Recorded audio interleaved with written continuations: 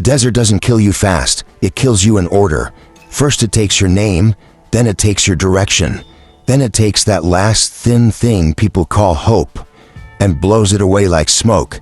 That day, a woman walked across red sand like she was outrunning the sun itself. 30-something, hair heavy with dust, lips split and bleeding, but her eyes still held an unlocked door, escape. Her name was Eliza Hart, and Eliza wasn't alone. Not really.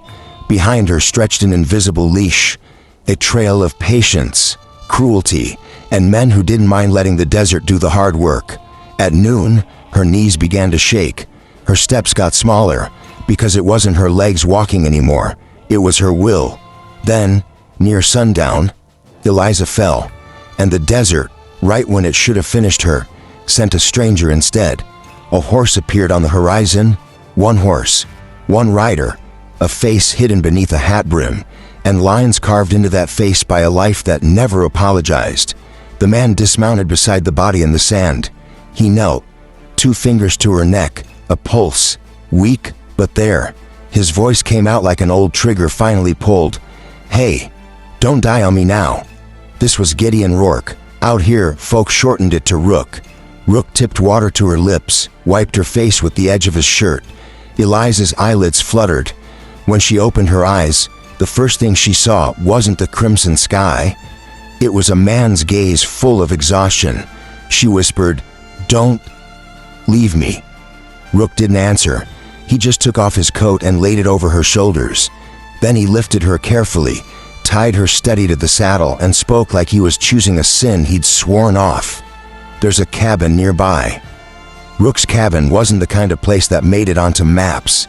A well out back, a dry creek bed nearby, a stubborn little square of shelter standing against the endless sand. Inside, a bed, a few tin cups, an old rifle on the wall, and the faint smell of coffee that belonged to another time. Rook laid Eliza down, fed the fire, boiled water. Eliza sat up trembling, like someone would burst through the door any second. Rook handed her a cup. "Drink." She drank, then looked away. Rook asked simple, "Who's chasing you?" Eliza hesitated, then reached into her inner pocket and produced a small leather pouch. Inside, a folded paper, and a metal star, a marshal's badge, not hers. Eliza held it like it could burn her. "This belonged to Marshal Cale Benton," she said. "He said he could protect me, but he couldn't." Rook's eyes hardened. Eliza swallowed. "They killed him." Rook didn't blink. Some names had weight. Some names dragged the past out of a man like bone pulled from meat. He nodded toward the folded paper. "What's that?" Eliza didn't unfold it. She didn't have to. "A list," she said. "Who got paid? Who sold people? Who runs towns on fear?" Rook's voice came low. "Which town?" Eliza's answer was steady. "Larkspur Station. I have to reach the train. If I get this to the federal men back east, they all fall." Rook didn't touch the paper, because looking at certain things is how you admit you're not coming back. Then, outside, a sound. Far, but clear. Hooves. Then another, then more. Rook's hand didn't go for the rifle first. It went to the window. In the last red light of day, a dust cloud moved, and inside it were shapes. Rook breathed once, slow. "The desert doesn't always bring water," he muttered. "Sometimes it brings trouble." 4 riders approached like the world had run out of mercy. The lead man was tall, blonde-bearded, a red scarf at his throat. His smile wasn't friendly. His name was Tanner Voss. The others were just his hands. Tanner was the hunter. He stopped in front of the cabin and called out, "Hey, cabin man, we're just looking for a woman." Rook didn't open the door. Sometimes a door is a confession. Inside, Eliza's breath caught. "Don't give me to them," she whispered. Rook looked at her. Under the hat brim, his eyes were tired, but there was something sharp behind the fatigue. "Quiet," he said. "Stay back." Then Rook stepped outside. Rook acted like nothing was wrong. He walked to the woodpile with an axe. "Because out here, if they smell fear, they eat you." Tanner grinned. "This your place, old man." Rook buried the axe in a log. Thunk. "It's the desert's," he said. "I'm just breathing in it." Tanner slid off his horse and drifted closer. "We're not here for breathing. We're here for a woman." Rook split another log. Thunk. "No woman here." Tanner tilted his head like he was listening for a lie. "There is," he said, "because she left fear behind. Fear always leaves tracks." One of Tanner's men edged toward the cabin side, trying to get around. Rook set the axe down, but didn't reach for his gun. He took a step and lowered his voice. "One more step, and this cabin becomes your grave." Tanner laughed, but it came out thinner. "Who are you to talk like that?" Rook answered without pride. "I'm the kind of man who used to open doors for the wrong people. Now I close them." Tanner's smile faded. "Pretty story," he said, "but today, I'm taking that woman." Tanner flicked 2 fingers toward his mouth, and one of his men started for the front door. Inside, Eliza froze. Rook moved. Not fast. Right. He kicked a tin bucket near the woodpile. It tipped, spilling not water, but fine ash and sand. The wind lifted it straight into Tanner's eyes. Tanner flinched, cursing, hands up. At the same time, Rook yanked an old rope line hanging under the porch cover. Metal scraps clattered like bells, sharp and loud in the desert hush. A sound like that means one thing out here. Ready. The men paused. Rook's rifle came up. "Back off," he said. Tanner wiped his eyes, blinked the world into focus again. "Men like you get 2 choices," Tanner said. "You die, or you sell." Rook's voice turned to stone. "There's a third." Tanner raised a brow. Rook said, "You leave?" Tanner stared, measuring him, and in Rook's eyes he saw something worse than courage. He saw certainty. Tanner's hand snapped to his holster. Rook didn't shoot first, because Rook had learned, speed is a young man's religion. Calm is an older man's weapon. Tanner fired. The bullet punched into the porch post beside Rook. Rook fired once. His shot took Tanner's hat clean off. Not to kill, to speak. A message that said, "I can." Tanner went still. Rook kept the barrel steady.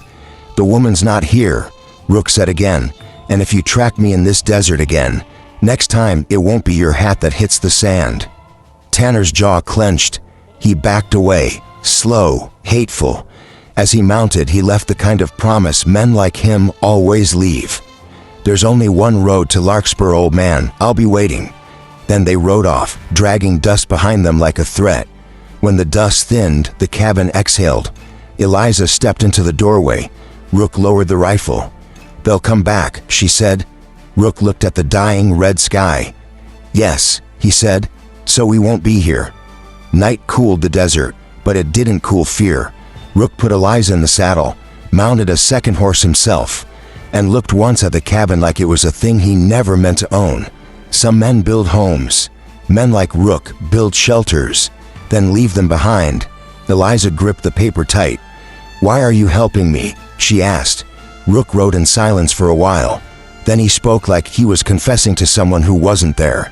"I once guided the wrong men, opened the wrong doors, and because of it, a woman never made it home." Eliza didn't press him. Rook continued, "You don't erase a mistake, but sometimes you stop a new one from happening, and that's the closest thing to quiet a man like me gets." Eliza's voice was small. "Is this redemption?" Rook's head dipped. "Maybe." Larkspur Station glowed ahead, little lights in the dark. In the desert, lights are either hope or a snare. Rook watched from behind a low rise. Tanner hadn't lied. There was only one road, and that road wore shadows like a coat. Tanner and his men waited at a narrow pass. Eliza looked at Rook. "What do we do?" Rook dismounted, adjusted his hat, calm as a man already decided. "We don't take their road," he said. He knew an old goat path through rock, tight, cruel, but possible. He took Eliza's reins. "Follow my tracks," he told her, "and don't stop. No matter what you hear, don't stop." Eliza swallowed hard. "And you?" Rook paused. "I'll pull their eyes off you." Eliza's eyes widened. "That's suicide." Rook's face didn't change. "No," he said, "it's a choice." Rook rode onto the main road on purpose. Slow, like he wasn't running. Tanner stepped out of the dark. "You came back," he said. Rook stopped. "Where's the woman?" Tanner asked. "In the desert," Rook replied, "where you can't reach her." Tanner's nostrils flared. "I reach everything." Rook almost smiled. "No," he said. "Some things only get reached by decency, and you don't carry any." Tanner's hand hovered over his gun. Rook's did too, but Rook didn't fire. His target wasn't Tanner. His target was time.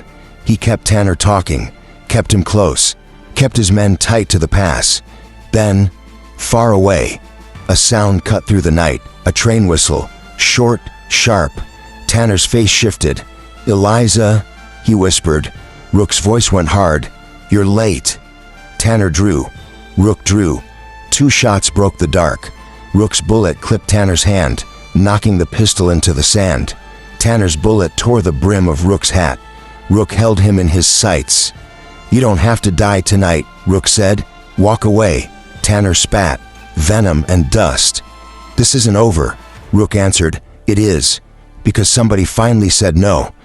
Rook didn't ride into the station. If he showed his face, he'd leave a trail. He'd make her target bigger. Instead, he watched the lights from a distance and listened until the whistle faded into the horizon. He didn't need to see Eliza board the train. He felt it. A folded piece of paper can weigh more than a gun when it holds the names of men who think they're untouchable. The wind hit Rook's face. He stood alone again. The last crimson of sunset bled out across the sky. Rook adjusted his hat, ran a hand along his horse's neck, and he whispered, like he was speaking to the man he used to be. "Saving one person doesn't wash you clean, but it can quiet the dirty part of you for a while." Then he turned his horse, and that picture returned, like a vow repeated. A man, a horse, and a road pointed straight into the dying light.